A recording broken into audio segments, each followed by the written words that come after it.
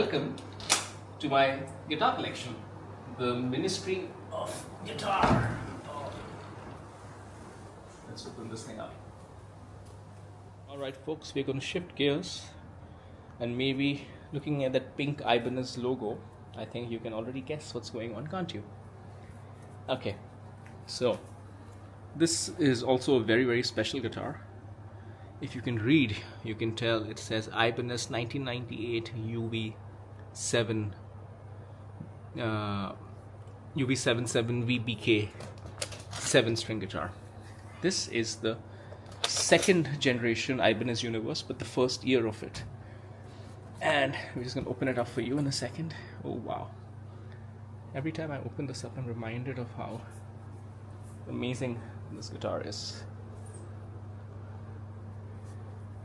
It certainly looks the business.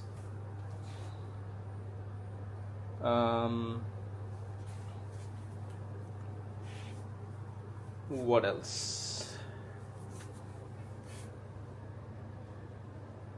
It is a 7-string, of course. Sorry, I was just looking at it and just thinking about, because it's it's a very nice guitar. I haven't seen it for a while and I just was reminded, so that pause was genuine. Okay, let's talk about it. So the Ibanez Universe came out in 1990.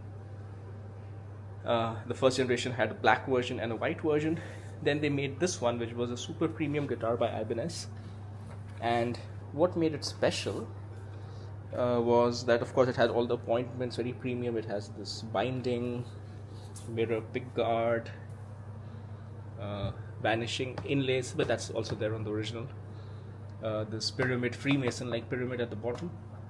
But importantly, it continued the same neck, this beautiful, very thin wizard neck as the original. And the importance of this is that the later versions of this guitar would have a 3-piece or a 5-piece multiply neck, because to make it stronger, but they would never quite get the same feel and the same, I don't know.